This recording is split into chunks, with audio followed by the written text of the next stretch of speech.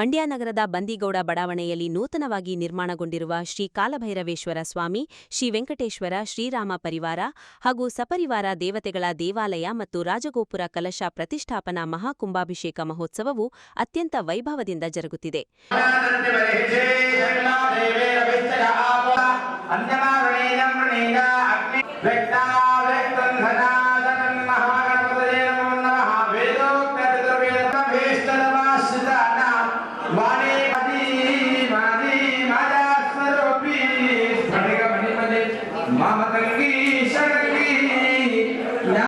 योगी योगासनस्था नमस्करे आदिशक्ति नमस्ते ब्रह्मामुरारे आदित्याय सोमाय मंगलाय पधारता गोविंदः रामे केतवे वल्लभा प्राणकांताय विघ्नेशाय नमो नमः धित्तकिट तत्तो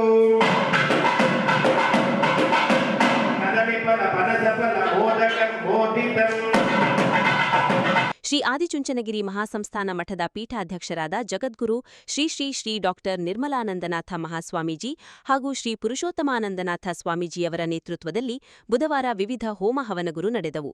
ಬೆಳಿಗ್ಗೆ ಗಣಪತಿ ಪೂಜೆ, ನವಗ್ರಹ ಹೋಮ, ಲಕ್ಷ್ಮೀ ಹೋಮಗಳ ನಂತರ ನೂತನ ವಿಗ್ರಹಗಳಿಗೆ ಜಲಾಧಿವಾಸ, ಕ್ಷೀರಾಧಿವಾಸ ಹಾಗೂ ಶಯನಾಧಿವಾಸ ಪೂಜೆಗಳನ್ನು ಶಾಸ್ತ್ರೋಕ್ತವಾಗಿ ನೆರವೇರಿಸಲಾಯಿತು.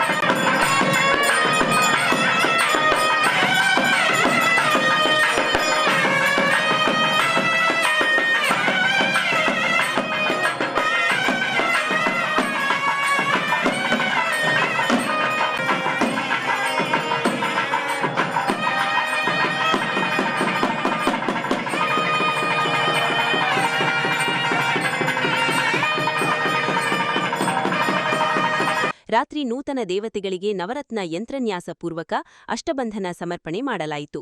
ಕಾರ್ಯಕ್ರಮದಲ್ಲಿ ನೂರಾರು ಭಕ್ತಾದಿಗಳು ಪಾಲ್ಗೊಂಡು ದೇವರ ಕೃಪೆಗೆ ಪಾತ್ರರಾದರು.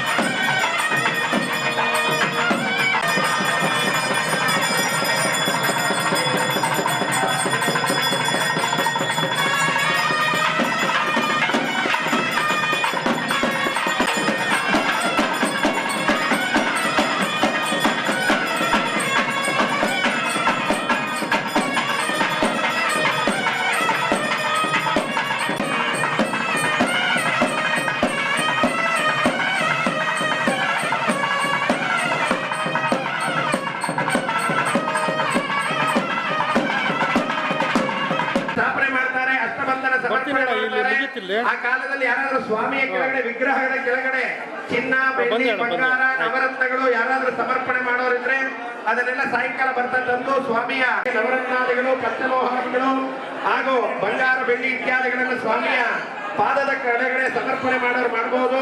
ತುಪ್ಪವನ್ನ ಒಣಕೊಬ್ಬರಿಯನ್ನ ದೋಪ್ ಪೀಸನ್ನ ಸ್ವಾಮಿಗೆ ಪೂರ್ಣಾಹುತಿಗೆ ಹೋಮಕ್ಕೆ ಸಮರ್ಪಣೆ ಮಾಡ್ತಕ್ಕಂಥವ್ರೆಲ್ಲ ಸಾಯಂಕಾಲ ಬರ್ತಾ ಎಲ್ಲವನ್ನ ತಂದು ಭಗವಂತನಿಗೆ ಅರ್ಪಿಸಿ ಭಗವತ್ ಕೃಪೆಗೆ ಪಾತ್ರರಾಗಬೇಕು ಅಂತೇಳಿ ಎಲ್ಲ ಭಕ್ತಾದಿಗಳಲ್ಲಿ ವಿಜ್ಞಾಪನೆ ಮಾಡ್ತಾ ಇದ್ದೇವೆ. ಈಗಿನ ಕೈಂಕರ್ಯಗಳೆಲ್ಲವೂ ಕೂಡ ಕರ್ನಾಟಕ ವಿಧಾನ ಪರಿಷತ್ ಸದಸ್ಯರು ಹಾಗೂ ಕೆಪಿಸಿಸಿ ಕಾರ್ಯಾಧ್ಯಕ್ಷರಾದ ಸಲೀಂ ಅಹ್ಮದ್ ಅವರು ಇಂದು ಮಂಡ್ಯ ಜಿಲ್ಲೆಗೆ ಭೇಟಿ ನೀಡಿ ವಿವಿಧ ಕಾರ್ಯಕ್ರಮಗಳಲ್ಲಿ ಭಾಗವಹಿಸಿದ್ದರು. ಸಲೀಂ ಅಹ್ಮದ್ ಅವರು ಕಾಳೇನಹಳ್ಳಿಯ ಬಿಷಪ್ ಹೌಸ್ಗೆ ಭೇಟಿ ನೀಡಿ ಬಿಷಪ್ ಸೆಬಾಸ್ಟಿಯನ್ ಅಡ್ಯಂತರಾತ್ ಅವರೊಂದಿಗೆ ಸೌಹಾರ್ದಯುತ ಚರ್ಚೆ ನಡೆಸಿ ನಗರದ ಸರ್ಕ್ಯೂಟ್ ಹೌಸ್ನಲ್ಲಿ ಜಿಲ್ಲಾ ಕಾಂಗ್ರೆಸ್ ಮುಖಂಡರು ಹಾಗೂ ಕಾರ್ಯಕರ್ತರನ್ನು ಭೇಟಿ ಮಾಡಿ ಪಕ್ಷದ ಸಂಘಟನೆ ಹಾಗೂ ಮುಂಬರುವ ಕಾರ್ಯತಂತ್ರಗಳ ಬಗ್ಗೆ ಸಮಾಲೋಚನೆ ನಡೆಸಿದರು. ಬಳಿಕ ಸುದ್ದಿಗಾರರೊಂದಿಗೆ ಮಾತನಾಡಿದ ಅವರು, ರಾಜ್ಯದ ಕಾಂಗ್ರೆಸ್ ಸರ್ಕಾರ ನುಡಿದಂತೆ ನಡೆದಿದೆ. ಅಧಿಕಾರಕ್ಕೆ ಬಂದ ಕೇವಲ 6 ತಿಂಗಳಲ್ಲೇ 5 ಗ್ಯಾರಂಟಿ ಯೋಜನೆಗಳನ್ನು ಜಾರಿಗೊಳಿಸುವ ಮೂಲಕ ಜನಸಾಮಾನ್ಯರ ಬದುಕಿಗೆ ಆಸರೆಯಾಗಿದೆ. ಶಕ್ತಿ ಯೋಜನೆಯಡಿ ರಾಜ್ಯದ 600 ಕೋಟಿಗೂ ಹೆಚ್ಚು ಮಹಿಳೆಯರು ಉಚಿತವಾಗಿ ಪ್ರಯಾಣಿಸಿದ್ದು, ಇದು ಮಹಿಳಾ ಸಬಲೀಕರಣಕ್ಕೆ ನಾಂದಿ ಹಾಡಿದೆ ಎಂದು ಹರ್ಷ ವ್ಯಕ್ತಪಡಿಸಿದರು. ಇತ್ತೀಚಿನ ಬೈ ಎಲೆಕ್ಷನ್ಗಳಲ್ಲಿ ಕಾಂಗ್ರೆಸ್ ಸಾಧಿಸಿದ ಗೆಲುವು ರಾಜ್ಯ ಸರ್ಕಾರದ ಮೇಲಿರುವ ಜನರ ವಿಶ್ವಾಸಕ್ಕೆ ಸಾಕ್ಷಿಯಾಗಿದ್ದು, ಇದು 2028ರ ವಿಧಾನಸಭಾ ಚುನಾವಣೆಗೆ ಸ್ಪಷ್ಟ ದಿಕ್ಸೂಚಿಯಾಗಿದೆ ಎಂದರು. ಪ್ರಧಾನಿ ನರೇಂದ್ರ ಮೋದಿಯವರ ಸರ್ಕಾರ ಕೇವಲ ಸುಳ್ಳು ಭರವಸೆಗಳ ಮೇಲೆ ನಿಂತಿದೆ. ಬೆಲೆ ಏರಿಕೆ ನಿಯಂತ್ರಿಸುವಲ್ಲಿ ಮತ್ತು ರಾಜ್ಯಕ್ಕೆ ಬರಬೇಕಾದ ಅನುದಾನ ನೀಡುವಲ್ಲಿ ಕೇಂದ್ರ ಸರ್ಕಾರ ಸಂಪೂರ್ಣ ವಿಫಲವಾಗಿದೆ ಎಂದು ಕಿಡಿಕಾರಿದರು. ಕಾಣೆಯಲ್ಲಿ ಬಿಷಪ್ ಅವ್ರನ್ನ ಭೇಟಿ ಮಾಡೋಕ್ಕೆ ಬಂದಿದ್ದೆ. ಹಾಗೆ ಇಲ್ಲಿ ಬಂದು ಇವತ್ತು ಪಕ್ಷದ ಮುಖಂಡರ ಕಾರ್ಯಕರ್ತರನ್ನ ಕೂಡ ಭೇಟಿ ಮಾಡ್ತಾಯಿದ್ದೀನಿ. ಹಾಗೆ ತಮ್ಮನ್ನ ಭೇಟಿ ಮಾಡೋಂಥ ಅವಕಾಶ ಸಿಕ್ತು. ಅದರಲ್ಲಿ ವಿಶೇಷವಾಗಿ ಬಂದ ಮೇಲೆ ಕೆಲವು ವಿಚಾರ ಹೇಳಬೇಕಲ್ಲ. ಮೊನ್ನೆ ನಡೆದಂತಹ 2 ಬೈ ಎಲೆಕ್ಷನ್, ಅದು ದಾವಣಗೆರೆ ಇರ್ಬೋದು ಅಥವಾ ಬಾಗಲಕೋಟೆ ಇರ್ಬೋದು, ಈ 2 ಕ್ಷೇತ್ರಗಳಲ್ಲಿ ಕಾಂಗ್ರೆಸ್ ಪಕ್ಷ ಗೆದ್ದಿದೆ. ಜನ ಇವತ್ತು ಕಾಂಗ್ರೆಸ್ ಪಕ್ಷಕ್ಕೆ ಮೇಲೆ ಸಂಪೂರ್ಣ ವಿಶ್ವಾಸ ಇಟ್ಟು ಕಾಂಗ್ರೆಸ್ ಪಕ್ಷಕ್ಕೆ ಶಕ್ತಿ ಮತ್ತು ಆಶೀರ್ವಾದ ಮಾಡಿದ್ದಾರೆ. ನುಡಿದಂತೆ ನಡೆದ ಸರ್ಕಾರ ಕಾಂಗ್ರೆಸ್ ಪಕ್ಷದ ಸರ್ಕಾರ. ಸರ್ವರಿಗೂ ಸಮಪಾಲು, ಸರ್ವರಿಗೂ ಸಮಬಾಳು ನಮ್ಮ ಸಂಕಲ್ಪ. ನಮ್ಮ ಸರ್ಕಾರಕ್ಕೆ ಅಧಿಕಾರಕ್ಕೆ ಬಂದು 2 ವರ್ಷ 10 ತಿಂಗಳಾಯಿತು. ಸನ್ಮಾನ್ಯ ಸಿದ್ದರಾಮಯ್ಯರ ನಾಯಕತ್ವದಲ್ಲಿ, ಸನ್ಮಾನ್ಯ ಡಿ ಕೆ ಶಿವಕುಮಾರ್ ನಾಯಕತ್ವದಲ್ಲಿ ನಮ್ಮ ಸರ್ಕಾರ ಕಳೆದ 2 ವರ್ಷ 10 ತಿಂಗಳು ಪ್ರಾಮಾಣಿಕವಾಗಿ ಜನಪರ ಕೆಲಸ ಮಾಡಿ ಜನರ ವಿಶ್ವಾಸವನ್ನು ನಮ್ಮ ಸರ್ಕಾರ ಗಳಿಸಿದೆ. ನಾವು ಅಧಿಕಾರಕ್ಕೆ ಬರೋ ಸಂದರ್ಭದಲ್ಲಿ ಹೇಳಿದ್ವಿ, ನಮ್ಮ ಅಧಿಕಾರಕ್ಕೆ ಬಂದ ಮೇಲೆ ನಾವು 5 ಗ್ಯಾರಂಟಿಗಳನ್ನು ಅನುಷ್ಠಾನಕ್ಕೆ ತರ್ತೀವಿ ಅಂತ ಹೇಳೋಂಥ ಮಾತನ್ನು ಹೇಳಿದ್ವಿ. ನುಡಿದಂತೆ ನಡೆದಿದ್ದೀವಿ. 5 ಗ್ಯಾರಂಟಿಗಳನ್ನು ಅನುಷ್ಠಾನಕ್ಕೆ ತಂದಿದ್ದೀವಿ. ನಮ್ಮ ಸರ್ಕಾರಕ್ಕೆ ಬಂದು 6 ತಿಂಗಳ ಒಳಗಡೆ 5 ಗ್ಯಾರಂಟಿಗಳನ್ನು ನಾವು ಅನುಷ್ಠಾನಕ್ಕೆ ತಂದ್ವಿ. ಅದು ವಿಶೇಷವಾಗಿ ಶಕ್ತಿ ಕಾರ್ಯಕ್ರಮ ಇರ್ಬೋದು, ಅನ್ನಭಾಗ್ಯ ಇರ್ಬೋದು, ಗೃಹಲಕ್ಷ್ಮಿ, ಗೃಹಜ್ಯೋತಿ, ಯುವ ನಿಧಿ. ಶಕ್ತಿ ಕಾರ್ಯಕ್ರಮ ಒಂದು ಪ್ರಪಂಚದಲ್ಲಿ ಒಂದು ದೊಡ್ಡ ಸದ್ದು ಮಾಡಿದೆ. ಗಿನ್ನಿಸ್ ಬುಕ್ ಆಫ್ ವರ್ಲ್ಡ್ ರೆಕಾರ್ಡ್ನೂ ಕೂಡ ಬ್ರೇಕ್ ಆಗಿದೆ.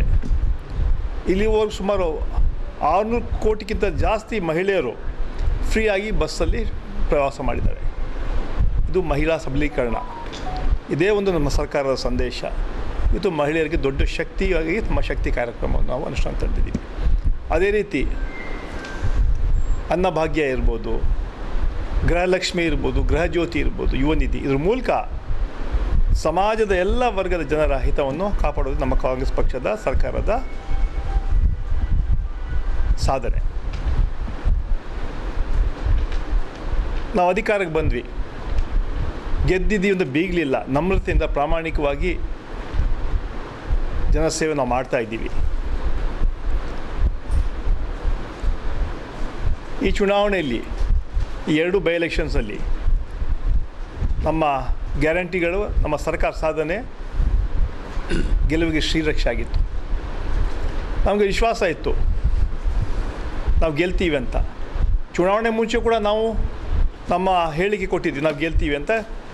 ಚುನಾವಣೆ ಆದಮೇಲೆ ಕೂಡ ನಾವು ಪತ್ರಿಕಾಗೋಷ್ಠಿ ಮೂಲಕ ಹೇಳಿದ್ವಿ 2 ಕ್ಷೇತ್ರದಲ್ಲಿ ಗೆಲ್ತೀವಿ ಅಂತ. ಅದೇ ಭಾರತೀಯ ಜನತಾ ಪಾರ್ಟಿಯವರು ಜನತಾದಳು ಸೇರಿ ಭಾಷಣ ಮಾಡೋದು ಅಲ್ಲಿ 2 ಕ್ಷೇತ್ರದಲ್ಲಿ ಬಂದು, ಈ ಚುನಾವಣೆಯನ್ನು 2 ಕ್ಷೇತ್ರಗಳಲ್ಲಿ ನಾವು ಗೆಲ್ತೀವಿ, ಅದೇ ಮುಂದಿನ ಚುನಾವಣೆ ದಿಕ್ಸೂಚಿ ಅಂತ ಹೇಳೋಂಥ ಮಾತು ನಾವೆಲ್ಲ ಹೇಳಿದ್ದು. ಇದೇ ಭಾರತೀಯ ಜನತಾ ಪಾರ್ಟಿಯವರು JDS ನವರು ಹೇಳಿದ್ರು. ಜನ ಇವತ್ತು ದಿಕ್ಸೂಚಿ ತೋರಿಸಿದ್ದಾರೆ. ದಿಕ್ಸೂಚಿ ಓಟು 2028ರಲ್ಲಿ ನಾವೇ ಅಧಿಕಾರಕ್ಕೆ ಬರ್ತೀವಿ ಅಂತ ಹೇಳೋಂಥ ಮಾತು ಇವತ್ತು ಮತದಾರ ಬಂಧುಗಳು ಇವತ್ತು ಕೊಟ್ಟಿದ್ದಾರೆ. ಅವ್ರ ಬಾಯಲ್ಲೂ ಬಂದಿದೆ. ದಿಕ್ಸೂಚಿ ಹೇಳಿದವರೇ BJPಯವರು JDS ನವರು. ಇವಾಗ ಸಂದೇಶ ಕೊಟ್ಟಿದ್ದಾರೆ. ಇದೇ 8-9 ತಿಂಗಳ ಹಿಂದೆ 3 ಬೈ ಎಲೆಕ್ಷನ್ಸ್ಗಳಾಗಿತ್ತು. ಸಂಡೂರು ಇರ್ಬೋದು, ಚನ್ನಪಟ್ಟಣ ಇರ್ಬೋದು, ಶಿಗ್ಗಾಂವ್ ಸೌಂಡ್ ಇರ್ಬೋದು. 3 ಎಲೆಕ್ಷನ್ನಲ್ಲಿ ಕೂಡ ನಾವು ಗೆದ್ವಿ. ಜನ ಮನ್ನಣೆ ಕಾಂಗ್ರೆಸ್ ಪಕ್ಷಕ್ಕೆ ಕೊಟ್ಟರು. ಅದೇ ರೀತಿ 2 ಬೈ ಎಲೆಕ್ಷನ್ ಕೂಡ ನಾವು ಗೆದ್ದಿದ್ದೀವಿ. ನಮ್ಮ ಪಕ್ಷದ, ನಮ್ಮ ಸರ್ಕಾರದ ಕೆಲಸ ಕಾರ್ಯಗಳಿಗೆ ಜನ ಮನ್ನಣೆ ಕೊಟ್ಟಿದ್ದಾರೆ, ಶಕ್ತಿಯನ್ನು ಕೊಟ್ಟಿದ್ದಾರೆ. ಇದೇ ಭಾರತೀಯ ಜನತಾ ಪಾರ್ಟಿಯವರು ನಮ್ಮ ಮೇಲೆ ಟೀಕೆ ಮಾಡ್ತಾಯಿದ್ರು. ನಾವು ಹೇಳಿದ್ವಿ, ನೀವು ಟೀಕೆ ಮಾಡೋದ ನೈತಿಕತೆ ಇಲ್ಲ ನಿಮಗೆ. ನಮ್ಮ ಸರ್ಕಾರ ನುಡಿದಂತೆ ನಡೆದಿದೆ. ಅದು ನಿಮ್ಮ ಸರ್ಕಾರ, ನರೇಂದ್ರ ಮೋದಿ ಸರ್ಕಾರ ಸುಮಾರು 12 ವರ್ಷಗಳಿಂದ ಬರೀ ಸುಳ್ಳು ಹೇಳ್ತಾ ಇದ್ದಾರೆ. ಇವತ್ತೇನಾದರೂ ಪ್ರಪಂಚದಲ್ಲಿ ಸುಳ್ಳಿಗೆ ಆಸ್ಕರ್ ಅವಾರ್ಡ್ ಕೊಡಬೇಕಾದ್ರೆ ಅದು ಸನ್ಮಾನ್ಯ ನರೇಂದ್ರ ಮೋದಿಗೆ ಸಲ್ಲುತ್ತೆ, ಅಷ್ಟು ಸುಳ್ಳುಗಳನ್ನು ಹೇಳಿದ್ದಾರೆ. ನಾವು ಹೇಳಿದ್ವಿ, ಭಾರತೀಯ ಜನತಾ ಪಾರ್ಟಿ ಅಧಿಕಾರ ಬರೋ ಮುಂಚೆ ಏನು ಹೇಳಿದ್ರಿ, ಸನ್ಮಾನ್ಯ ನರೇಂದ್ರ ಮೋದಿ ಏನು ಹೇಳಿದ್ರು, ನಮ್ಮ ಸರ್ಕಾರ ಅಧಿಕಾರಕ್ಕೆ ಬಂದರೆ 100 ದಿನಗಳಲ್ಲಿ ಕಪ್ಪು ಹಣ ತಂದು ಪ್ರತಿಯೊಬ್ಬರ ಅಕೌಂಟ್ಗೆ 15 ಲಕ್ಷ ಹಾಕ್ತೀವಿ ಅಂತ ಮೊದಲೇ ಸುಳ್ಳು. ಇಲ್ಲಿವರೆಗೂ 15 ರೂಪಾಯಿ ಕೂಡ ಯಾರ ಅಕೌಂಟ್ಗೆ ಬರಲಿಲ್ಲ. ನಮ್ಮ ಸರ್ಕಾರ ಅಧಿಕಾರಕ್ಕೆ ಬಂದರೆ ಪ್ರತಿ ವರ್ಷ 2 ಕೋಟಿ ಉದ್ಯೋಗಗಳನ್ನು ಯುವಕರಿಗೆ ಕೊಡ್ತೀವಿ ಹೇಳಂತ 2ನೇ ಸುಳ್ಳು ಹೇಳಿದ್ರು. 22 ಕೋಟಿ ಉದ್ಯೋಗ ಕೊಡಬೇಕಾಗಿತ್ತು, 22 ಲಕ್ಷ ಕೊಟ್ಟರೋ ಇಲ್ಲ ಗೊತ್ತಿಲ್ಲ. ನಮ್ಮ ಸರ್ಕಾರ ಅಧಿಕಾರಕ್ಕೆ ಬಂದರೆ ರೈತರಿಗೆ ಡಬಲ್ ಇನ್ಕಮ್ ಮಾಡ್ತೀವಿ ಅಂತ ಹೇಳಿದ್ರಿ. ರೈತರಿಗೆ ಯಾವ ಡಬಲ್ ಇನ್ಕಮ್ ಆಗಲಿಲ್ಲ. ಆ ಬೆಲೆ ಏರಿಕೆ, ಸನ್ಮಾನ್ಯ ಮನಮೋಹನ್ ಸಿಂಗ್ ಅವರು ಪ್ರೈಮ್ ಮಿನಿಸ್ಟರ್ ಇರುವಾಗ, ನಮ್ಮ UPA ಸರ್ಕಾರ ಇರುವಾಗ ಪೆಟ್ರೋಲ್ ಬೆಲೆ 55 ರೂಪಾಯಿ ಇತ್ತು. ಅದು 100ಕ್ಕೆ ದಾಟಿದೆ. ಇದು ಅವರ ಅಭಿವೃದ್ಧಿನ? ಗ್ಯಾಸ್ ಬೆಲೆ 400 ದಾಟಿದೆ. ಸೊ ಎಲ್ಲ ವಸ್ತುಗಳನ್ನು ನಿಯಂತ್ರಣ ಮಾಡಿ ಸಂಪೂರ್ಣವಾಗಿ ಲಿಬರಲ್ ಆಗಿದ್ದಾರೆ. ಅದೇ ರೀತಿ ರಾಜ್ಯದಲ್ಲಿ ಕಾಂಗ್ರೆಸ್ ಪಕ್ಷ ಸರ್ಕಾರ ಇದೆ ಅಂತ ಹೇಳಿ ಮಲ್ತಾಯಿ ಧೋರಣೆ ಕರ್ನಾಟಕಕ್ಕೆ ಮಾಡ್ತಾ ಇದ್ದಾರೆ. ಕೇಂದ್ರದಲ್ಲಿ 5 ಮಂತ್ರಿಗಳಿದ್ದಾರೆ ಕರ್ನಾಟಕದಿಂದ. ಅದರಲ್ಲಿ 2 ಪವರ್ಫುಲ್ ಮಂತ್ರಿಗಳು, ನಿರ್ಮಲಾ ಸೀತಾರಾಮನ್ ಒಂದು ಕಡೆ, ಪ್ರಹ್ಲಾದ್ ಜೋಶಿ ಒಂದು ಕಡೆ. ಇವರಿದ್ದರೂ ಕೂಡ ಕರ್ನಾಟಕಕ್ಕೆ ನ್ಯಾಯ ಸಿಗ್ತಾ ಇಲ್ಲ. ಬಜೆಟಲ್ಲಿ ಯಾವುದೇ ಕಾರ್ಯಕ್ರಮ ಕರ್ನಾಟಕ ಕೊಡಲಿಲ್ಲ. ಕರ್ನಾಟಕ ಬರೋಂಥ ಹಣ ಸಹಾಯ ಮಾಡೋಕ್ಕೆ ಯಾವತ್ತೂ ಕೂಡ ಮುಂದೆ ಬರಲಿಲ್ಲ. ಮಾದ ಇರ್ಬೋದು, ಮೇಕೆದಾಟು ಇರ್ಬೋದು, ಈ ಕಾರ್ಯಕ್ರಮಕ್ಕೆ ಶಕ್ತಿ ಕೊಡ್ತಾ ಇಲ್ಲ, ಅವಕಾಶಗಳು ಮಾಡೋಕ್ಕೆ ಕೊಡ್ತಾ ಇಲ್ಲ. ಕರೋನಾ ಸಂದರ್ಭದಲ್ಲಿ ಭಾಷಣ ಮಾಡಿದ್ರು. ಅದರ ಮುಂಚೆ ಮೋದಿಯವರು ನಮ್ಮ ಸರ್ಕಾರ ಅಧಿಕಾರಕ್ಕೆ ಬಂದರೆ ಸ್ವರ್ಗ ತೋರಿಸ್ತೀವಿ ಅಂತ ಹೇಳಿದ್ರು. ಸನ್ಮಾನ್ಯ ನರೇಂದ್ರ ಮೋದಿಯವರೇ, ನೀವು ಕರೋನಾ ಸ್ವರ್ಗ ತೋರಿಸಲಿಲ್ಲ, ಜನರಿಗೆ ನರಕ ತೋರಿಸ್ಬಿಟ್ರಿ, ಸಂಪೂರ್ಣವಾಗಿ ತಾವು ವಿಫಲರಾಗಿದ್ದೀರ ಹೇಳೋಂಥ ಮಾತನ್ನು ನಾವು ಹೇಳಿದ್ವಿ. ಮೊನ್ನೆ ನಡೆದ ಚುನಾವಣೆಯಲ್ಲಿ 2 ಬೈ ಎಲೆಕ್ಷನಲ್ಲಿ ನಾವು ಮನೆಗೆ ಹೋಗಿ ನಮ್ಮ ಸರ್ಕಾರದ ಸಾಧನೆಗಳು ಹಾಗೂ ಭಾರತೀಯ ಜನತಾ ಪಾರ್ಟಿಯ ವೈಫಲ್ಯಗಳನ್ನು ಹೇಳಿ ಮತವನ್ನು ಯಾಚನೆ ಮಾಡಿದ್ವಿ. ಗೋಷ್ಠಿಯಲ್ಲಿ ಜಿಲ್ಲಾ ಕಾಂಗ್ರೆಸ್ ಸಮಿತಿ ಅಧ್ಯಕ್ಷ ಸಿಡಿ ಗಂಗಾಧರ್, ಎಂಎಸ್ ಚಿದಂಬರ್, ವಿಜಯಲಕ್ಷ್ಮಿ ರಘುನಂದನ್, ಸುಂಡಹಳ್ಳಿ ಮಂಜುನಾಥ್ ಹಾಗಿದ್ದರು. ಮಂಗಲ ಟಿ ತಿಮ್ಮೇಗೌಡ ಪ್ರತಿಷ್ಠಾನದ ವತಿಯಿಂದ ಟಿ ತಿಮ್ಮೇಗೌಡ ಜನಮುಖಿ ಆಡಳಿತ ಪ್ರಶಸ್ತಿ, ಶ್ರೀಮತಿ ನಿಂಗಮ್ಮ ದೊಡ್ಡಿ ತಿಮ್ಮೇಗೌಡ ಕೃಷಿಕ ಪ್ರಶಸ್ತಿ ಹಾಗೂ ಶ್ರೀಮತಿ ಎಂಆರ್ ಶಶಿಕಲಾ ಟಿ ತಿಮ್ಮೇಗೌಡ ವಿದ್ಯಾರ್ಥಿ ಪುರಸ್ಕಾರ ಪ್ರದಾನ ಸಮಾರಂಭವನ್ನು ಹಮ್ಮಿಕೊಳ್ಳಲಾಗಿದೆ. ಮೇ 9ರಂದು ಸಂಜೆ 4 ಗಂಟೆಗೆ ನಗರದ ನಾಲ್ವಡಿ ಕೃಷ್ಣರಾಜ ಒಡೆಯರ್ ಕಲಾಮಂದಿರದಲ್ಲಿ ಆಯೋಜಿಸಲಾಗಿದೆ ಎಂದು ಪ್ರತಿಷ್ಠಾನದ ಅಧ್ಯಕ್ಷ ಎಸಿ ರಮೇಶ್ ತಿಳಿಸಿದರು. ಸುದ್ದಿಗೋಷ್ಠಿಯಲ್ಲಿ ಮಾತನಾಡಿದ ಅವರು, ಶ್ರೀ ಆದಿಚುಂಚನಗಿರಿ ಮಠದ ಪೀಠಾಧ್ಯಕ್ಷರಾದ ಡಾ ಶ್ರೀ ನಿರ್ಮಲಾನಂದನಾಥ ಸ್ವಾಮೀಜಿ ಹಾಗೂ ಕೆಂಗೇರಿ ವಿಶ್ವ ಒಗ್ಗಲಿಗರ ಮಠದ ಪೀಠಾಧ್ಯಕ್ಷರಾದ ಡಾ ನಿಶ್ಚಲಾನಂದನಾಥ ಸ್ವಾಮೀಜಿಯವರ ದಿವ್ಯ ಸಾನ್ನಿಧ್ಯದಲ್ಲಿ ನಡೆಯುವ ಸಮಾರಂಭವನ್ನು ಬೆಂಗಳೂರಿನ ಕಣ್ವ ಡಯಾಗ್ನೋಸ್ಟಿಕ್ ಸೆಂಟರ್ ಮಾಲೀಕರಾದ ಡಾ ಎಚ್ಎಂ ವೆಂಕಟಪ್ಪ ಉದ್ಘಾಟಿಸಲಿದ್ದಾರೆ. ಕರ್ನಾಟಕ ಸರ್ಕಾರದ ನಿವೃತ್ತ ಮುಖ್ಯ ಕಾರ್ಯದರ್ಶಿ ಟಿಎಂ ವಿಜಯಭಾಸ್ಕರ್ ಪ್ರಶಸ್ತಿ ಪ್ರದಾನ ಮಾಡಲಿದ್ದು, ಮಂಗಲ ಟಿ ತಿಮ್ಮೇಗೌಡ ಪ್ರತಿಷ್ಠಾನದ ಅಧ್ಯಕ್ಷ ಎಸಿ ರಮೇಶ್ ಸಮಾರಂಭದ ಅಧ್ಯಕ್ಷತೆ ವಹಿಸುವರು ಎಂದರು. ಟಿ ತಿಮ್ಮೇಗೌಡ ಜನಮುಖಿ ಆಡಳಿತ ಪ್ರಶಸ್ತಿಗೆ ಆಯ್ಕೆಯಾಗಿರುವ ಕರ್ನಾಟಕ ಲೋಕಸೇವಾ ಆಯೋಗದ ಕಾರ್ಯದರ್ಶಿ ಡಾ ಕೆ ಜ್ಯೋತಿ, ಪ್ರಗತಿಪರ ಕೃಷಿ ಪ್ರಶಸ್ತಿ ಪುರಸ್ಕೃತ ಪುರಸ್ಕೃತರಾದ ದೇವರಹಳ್ಳಿಯ ಸುವರ್ಣ ಎಸ್ಬಿ ಅವರಿಗೆ ತಲಾ 25,000 ನಗದು ಪ್ರಶಸ್ತಿ ಫಲಕದೊಂದಿಗೆ ಪ್ರಶಸ್ತಿ ಪ್ರದಾನ ಮಾಡಲಾಗುವುದು. ಯುಪಿಎಸ್ಸಿ ಪರೀಕ್ಷೆಯಲ್ಲಿ ಆಯ್ಕೆಯಾದ ನಾಗಮಂಗಲದ ಕರಡಹಳ್ಳಿಯ ಧನಂಜಯ ರಾಮಚಂದ್ರು, ಕೆಆರ್ಪೇಟೆ ಅಂಬಿಗಲಹಳ್ಳಿಯ ಮುತ್ತೇಶ್ ಗೌಡ ಎಎಸ್ ಅವರನ್ನು ಜಿಲ್ಲಾಧಿಕಾರಿ ಡಾ ಕುಮಾರ್ ಸನ್ಮಾನಿಸುವರು ಎಂದು ಹೇಳಿದರು. ಪ್ರತಿ ವರ್ಷದಂತೆ ನಮ್ಮ ಮಂಗಲ ಟಿ ತಿಮ್ಮೇಗೌಡ ಪ್ರತಿಷ್ಠಾನದಿಂದ ನಾವು ಈ ವರ್ಷವೂ ಕೂಡ ಜನಮುಖಿ ಆಡಳಿತ ಪ್ರಶಸ್ತಿ ಹಾಗೂ ಕೃಷಿಕ ಪ್ರಶಸ್ತಿಯನ್ನು ಪ್ರದಾನ ಮಾಡಬೇಕು ಅಂತಕ್ಕಂಥ ಒಂದು ಕಾರ್ಯಕ್ರಮವನ್ನು ನಾವು ಇದೇ ಶನಿವಾರ 9ನೇ ತಾರೀಕು ಸಂಜೆ 4 ಗಂಟೆಗೆ ಕಲಾಮಂದಿರದಲ್ಲಿ ಹಮ್ಮಿಕೊಂಡಿದ್ದೇವೆ. ಮಂಗಲ ಟಿ ತಿಮ್ಮೇಗೌಡರು ಬಹುಶಃ ನಿಮಗೆಲ್ಲ ಗೊತ್ತಿರೋ ಹಾಗೆ ಮಂಡ್ಯ ತಾಲೂಕಿನ ಮಂಗಲ ಗ್ರಾಮದಲ್ಲಿ ಜನಿಸಿ ಅವರು ವಿದ್ಯಾಭ್ಯಾಸವನ್ನು ಮಂಡ್ಯದಲ್ಲೇ ಮಾಡಿ 1974ರಲ್ಲಿ ಅಸಿಸ್ಟೆಂಟ್ ಕಮಿಷನರ್ ಆಗಿ, ಅಪರ ಜಿಲ್ಲಾಧಿಕಾರಿಗಳಾಗಿ, ವಿಭಾಗಾಧಿಕಾರಿಗಳಾಗಿ ಹಾಗೂ ಸಾರಿಗೆ ಮತ್ತು ಗೃಹ ಮಂಡಳಿನಲ್ಲಿ ಆಯುಕ್ತರಾಗಿ ಸೇವೆಯನ್ನು ಸಲ್ಲಿಸಿದ್ದಾರೆ. ಆನಂತರ ನೀತಿ ನಿರೂಪಣೆ ಮಾಡುವ ಸರ್ಕಾರದ ಕಾರ್ಯದರ್ಶಿಯಾಗಿ ಹಾಗೂ ಕಾವೇರಿ ನೀರಾವರಿ ನಿಗಮದ ಪ್ರಪ್ರಥಮ ವ್ಯವಸ್ಥಾಪಕ ನಿರ್ದೇಶಕರಾಗಿ ಕೂಡ ಅವರು ಸೇವೆಯನ್ನು ಸಲ್ಲಿಸಿದ್ದಾರೆ. ನಿವೃತ್ತಿಯ ನಂತರವೂ ಬಹುಶಃ ನಮ್ಮ ಮಂಡ್ಯ ಜಿಲ್ಲೆಯಲ್ಲಿ ಯಾವುದಾದರೂ ಒಬ್ಬ IAS ಅಧಿಕಾರಿ ನಿವೃತ್ತಿಯ ನಂತರವೂ ಕೂಡ ಸಮಾಜಮುಖಿ ಕೆಲಸವನ್ನು ಮಾಡ್ತಾಯಿದ್ದಾರೆ, ಸಮಾಜಕ್ಕೆ ಅನುಕೂಲವಾಗದಂತಹ ಸೇವೆಯನ್ನು ಮಾಡ್ತಾಯಿದ್ದಾರೆ ಅಂತಂದರೆ ಬಹುಶಃ ಅವರು ತಿಮ್ಮೇಗೌಡರು ಒಬ್ಬರು ಮಾತ್ರ ಅಂತೇಳಿ ನಾವು ಹೇಳಲಿಕ್ಕೆ ಹೆಮ್ಮೆ ಪಡ್ತೇವೆ.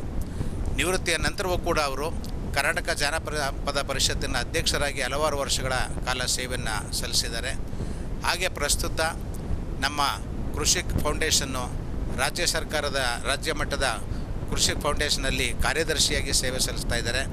ಹಾಗೆ ನಮ್ಮ ಮಂಡ್ಯ ಕೃಷಿ ಫೌಂಡೇಶನ್ನಲ್ಲಿ ಅಧ್ಯಕ್ಷರಾಗಿಯೂ ಕೂಡ ಸೇವೆಯನ್ನು ಸಲ್ಲಿಸ್ತಾ ಇದ್ದಾರೆ. ಹೀಗೆ ನಿರಂತರವಾಗಿ ತಮ್ಮ ಸೇವೆಯನ್ನು ಸಲ್ಲಿಸ್ಕೊಂಡು ಬಂದಿರತಕ್ಕಂಥ ತಿಮ್ಮೇಗೌಡರು ಈ ಮಂಡ್ಯ ಜಿಲ್ಲೆಗೆ ಏನಾದ್ರು ಒಂದು ಮಾಡಬೇಕು, ಮಂಡ್ಯ ಅಭಿವೃದ್ಧಿಯ ಪರವಾಗಿ ನಿಲ್ಲಬೇಕು ಅಂತಕ್ಕಂಥ ನಿಟ್ಟಿನಲ್ಲಿ ಏನು ನಮ್ಮ ನೇಗಿಲಯೋಗಿ ಸಂಸ್ಥೆಯಿಂದ ನಾವು ಒಂದು ಮುನ್ನಡೆ ಮಂಡ್ಯ ಅಂತಕ್ಕಂಥ ಒಂದು ಟೀಮನ್ನು ಮಾಡಿದ್ದೇವೆ. ಆ ಟೀಮನ್ನು ಕೂಡ ಅವರು ಮುನ್ನಡೆಸ್ಕೊಂಡು ಬರ್ತಾ ಇದ್ದಾರೆ. ಇಷ್ಟೆಲ್ಲ ಕಾರ್ಯಗಳ ಚಟುವಟಿಕೆಗಳ ಜೊತೆಗೆ ಒಂದು ಸಾಮಾಜಿಕ ಚಿಂತನೆಯನ್ನು ಇಟ್ಕೊಂಡು ನಮ್ಮ ಪ್ರತಿಷ್ಠಾನದಿಂದ ಪ್ರತಿ ವರ್ಷ ಏನು ನಮ್ಮ ರಾಜ್ಯದಲ್ಲಿ ಅತ್ಯುತ್ತಮವಾಗಿ ಯಾರು IAS ಅಧಿಕಾರಿಗಳು ಸೇವೆ ಸಲ್ಲಿಸಿದ್ದಾರೆ ಅವರಿಗೆ ಈ ಪ್ರಶಸ್ತಿಯನ್ನು ಕೊಡಬೇಕು ಅಂತಕ್ಕಂಥದ್ದು. ಹಾಗೆ ಕೃಷಿ ಕ್ಷೇತ್ರದಲ್ಲಿ ಯಾರು ಸಾಧನೆಯನ್ನು ಮಾಡಿದ್ದಾರೆ ಅವರೆಲ್ಲರಿಗೂ ಕೂಡ ಪ್ರಶಸ್ತಿಯನ್ನು ಕೊಡಬೇಕು ಅಂತಕ್ಕಂಥ ಒಂದು ಮಹತ್ವಾಕಾಂಕ್ಷೆಯನ್ನು ಇಟ್ಕೊಂಡು ಪ್ರತಿ ವರ್ಷವೂ ಕೂಡ ಅವರು ಕೆಲಸವನ್ನು ಮಾಡ್ತಾ ಇದ್ದಾರೆ. ಅದಲ್ಲದೆ ಹಲವಾರು ಸಾಮಾಜಿಕ ಸೇವೆಯಲ್ಲೂ ಕೂಡ ನಿರಂತರವಾಗಿ ತಮ್ಮನ್ನು ತಾವು ಈ 81ನೇ ಇಳಿ ವಯಸ್ಸಿನಲ್ಲೂ ಕೂಡ ತಮ್ಮನ್ನು ತಾವು ತೊಡಗಿಸ್ಕೊಂಡು ಬರ್ತಾ ಇದ್ದಾರೆ. ಈ ನಿಟ್ಟಿನಲ್ಲಿ ಈ ವರ್ಷ ನಾವು ಪ್ರತಿ ವರ್ಷದಂತೆ ಈ ವರ್ಷ ನಾವು ಡಾಕ್ಟರ್ ಕೆ ಜ್ಯೋತಿ ಅಂತಕ್ಕಂಥವರು IAS ಆಫೀಸರು. ಅವರು ಪ್ರಸ್ತುತ ಕರ್ನಾಟಕ ಲೋಕಸೇವಾ ಆಯೋಗದ ಕಾರ್ಯದರ್ಶಿಯಾಗಿ ಅವರು ಸೇವೆಯನ್ನು ಸಲ್ಲಿಸ್ತಾ ಇದ್ದಾರೆ.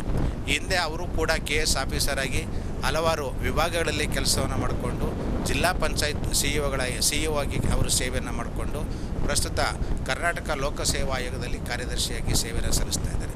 ಬಹುಶಃ ಮಾಧ್ಯಮ ಮಿತ್ರರು ನಿಮಗೆಲ್ಲ ಗೊತ್ತಿರ್ಬೋದು, ಕರ್ನಾಟಕ ಲೋಕಸೇವಾ ಆಯೋಗ ಈಗಾಗಲೇ ಹಲವು ಗೊಂದಲಗಳಲ್ಲಿ ಮುಳುಗಿದೆ, ಹಲವಾರು ಸಮಸ್ಯೆಗಳು ಕಾಡ್ತಾ ಇದ್ದಾವೆ.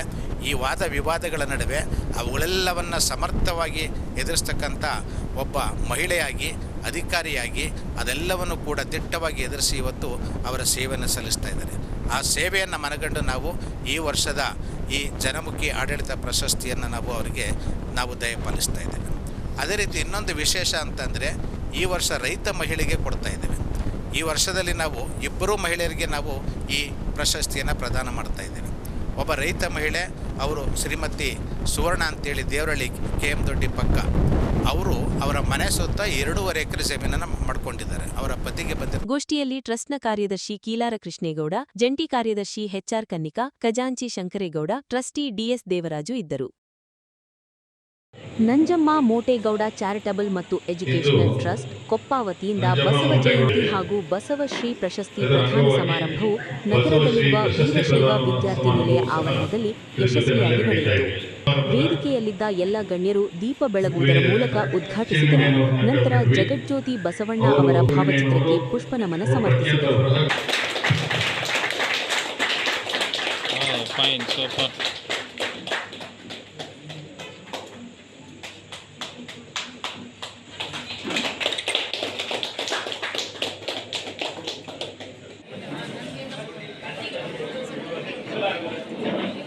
ಪೂರ್ಣಾಂಗ ಸೂಪರ್. ಈಗ ಚಪ್ಪಾಳೆ ಮಾಡಿ ಜೋರಾಗಿ, ಜೋರ ಚಪ್ಪಾಳೆ. ನಂತರ ನಂಜಮ್ಮ ಮೋಟೇಗೌಡ ಚಾರಿಟಬಲ್ ಮತ್ತು ಎಜುಕೇಷನಲ್ ಟ್ರಸ್ಟ್ನ ಅಧ್ಯಕ್ಷ ಕೆಟಿ ಹನುಮಂತು ಮಾತನಾಡಿ, 12ನೇ ಶತಮಾನದಲ್ಲಿ ಸಂಸ್ಕೃತದ ಅಬ್ಬರದ ನಡುವೆ ಸಾಮಾನ್ಯ ಜನರಿಗೂ ಅರ್ಥವಾಗುವಂತೆ ಅಚ್ಚ ಕನ್ನಡದಲ್ಲಿ ವಚನಗಳನ್ನು ರಚಿಸಿ ಸಮಾಜವನ್ನು ತಿದ್ದಿದವರು ಬಸವಣ್ಣನವರು. ಅವರು ಸಮತಾವಾದದ ಪಿತಾಮಹ ಹಾಗೂ ಇಡೀ ಜಗತ್ತಿಗೆ ಮಾನವಕುಲದ ಸಂದೇಶ ನೀಡಿದವರು. ಇಂದಿನ ಸಂಸತ್ತಿಗೆ ಮಾದರಿಯಾದ ಅನುಭವ ಮಂಟಪವನ್ನು ಅಂದೇ ಸ್ಥಾಪಿಸಿ ಎಲ್ಲಾ ಜನಾಂಗದವರಿಗೂ ಪ್ರಾತಿನಿಧ್ಯ ನೀಡಿದ ಕೀರ್ತಿ ಬಸವಣ್ಣನವರಿಗೆ ಸಲ್ಲುತ್ತದೆ. ಇದು ಜಗತ್ತಿನ ಮೊದಲ ಸಂಸತ್ತು ಎಂದರೆ ತಪ್ಪಾಗಲಾರದು ಎಂದು ಹೇಳಿದರು. ಬಸವಶ್ರೀ ಪ್ರಶಸ್ತಿಯನ್ನು ಶ್ರೀ ಜಗದ್ಗುರು ಬಸವೇಶ್ವರ ಪತ್ತಿನ ಸಹಕಾರ ಸಂಘ ಅಧ್ಯಕ್ಷ ಕೆಎಸ್ ಷಡಕ್ಷರಿ ಅವರಿಗೆ ಎಲ್ಲಾ ಗಣ್ಯರು ಪ್ರದಾನ ಮಾಡಿ ಗೌರವಿಸಿದರು.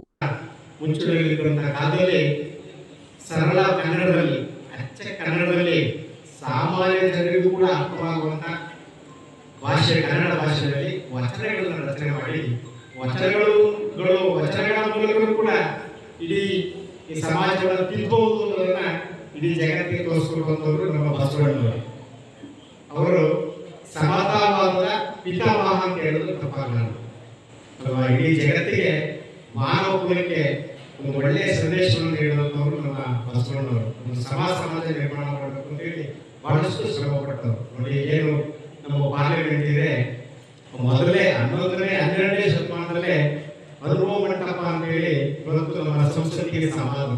ಅಲ್ಲಿ ಎಲ್ಲ ಜನಾಂಗ, ಎಲ್ಲ ಜಾತಿ ಜನರು ಕೂಡ ಪ್ರಾತಿನಿಧ್ಯ ಕೊಟ್ಟು ಅನುಭವ ಮಂಟಪವನ್ನು ಪ್ರಾರಂಭ ಮಾಡಿದವರು.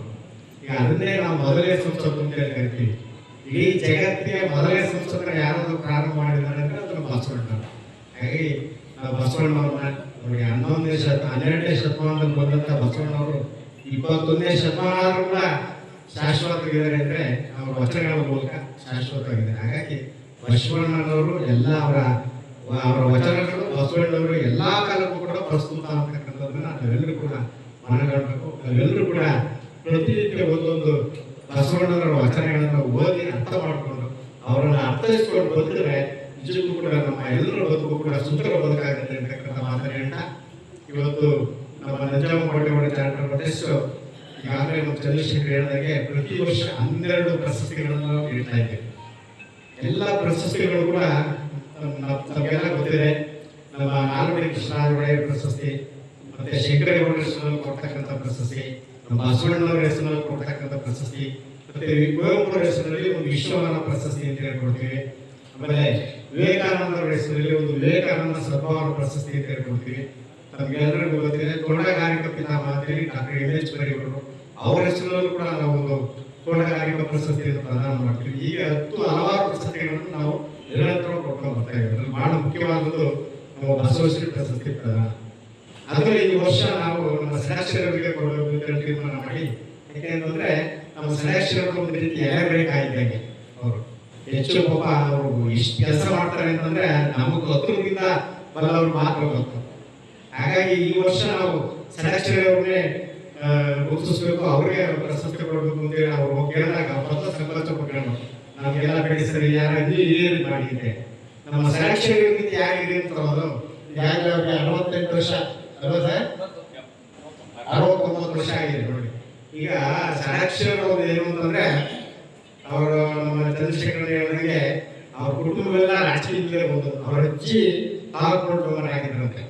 ಮತ್ತು ಅವ್ರ ಅಣ್ಣ ಮಲಕ್ಕೆ ಎಲ್ಲರೂ ಕೂಡ ಒಂದು ತಾಲೂಕ್ ಪಂಚಾಯತಿ, ಗ್ರಾಮ ಪಂಚಾಯತಿಯ ಅಧ್ಯಕ್ಷರು, ಮತ್ತೆ ಮಂಡಲ ಪಂಚಾಯತಿ ಅಧ್ಯಕ್ಷರಾಗಿ ಎಲ್ಲ ಕೂಡ ಬಹಳಷ್ಟು ಜನ ಅವರ ತಂದೆ ತಾತ ಕೂಡ ಪಟ್ಟಣರಾಗಿದ್ದಂಥವ್ರು ಊರಿನಲ್ಲಿ. ಹಾಗಾಗಿ ಅವರು ಎಲ್ಲರೂ ಕೂಡ ರಾಜಕೀಯದಲ್ಲೂ ಕೂಡ ಇವರು ರಾಜಕೀಯ ಕಡೆ ಹೋದೆ ನಾವು ಕೂಡ ಒಂದು ಸರ್ಕಾರಿ ಸೇವೆ ಸಲ್ಲಿಸಬೇಕು ಅಂತ ಹೇಳಿ ಬಂದು ಮಂಡ್ಯದ ಕೃಷಿ ಇಲಾಖೆಯಲ್ಲಿ 2ನೇ ದರ್ಜೆ KPSC ಮುಖಾಂತರ 2ನೇ ದರ್ಜೆ ಗುಮಾಸ್ತರಾಗಿ ಸೇರ್ಕೊಂಡ್ರೆ ನೋಡಿ, ಯಾವ್ದಾರು ಒಬ್ರು ಒಂದೇ ಆಫೀಸ್ನಲ್ಲಿ ಇಡೀ ಸರ್ವಿಸ್ 35 ವರ್ಷ ಸರ್ವಿಸ್ ಅನ್ನ ಕೃಷಿ ಇಲಾಖೆಯಲ್ಲಿ ಕಳೆದಿದೆ.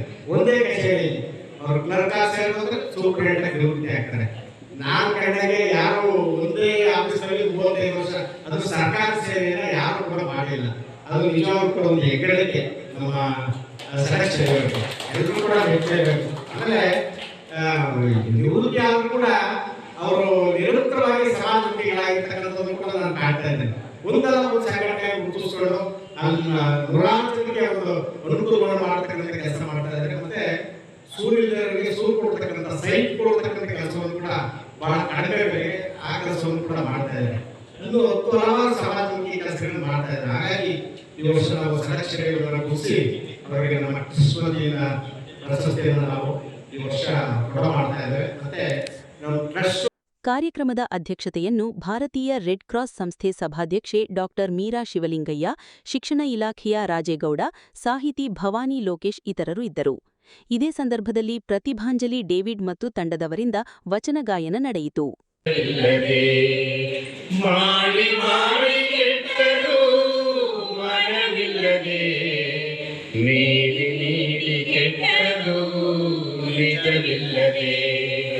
ಮಾಡುವ ನೀಡುವ ನಿಜ ಗುಣವ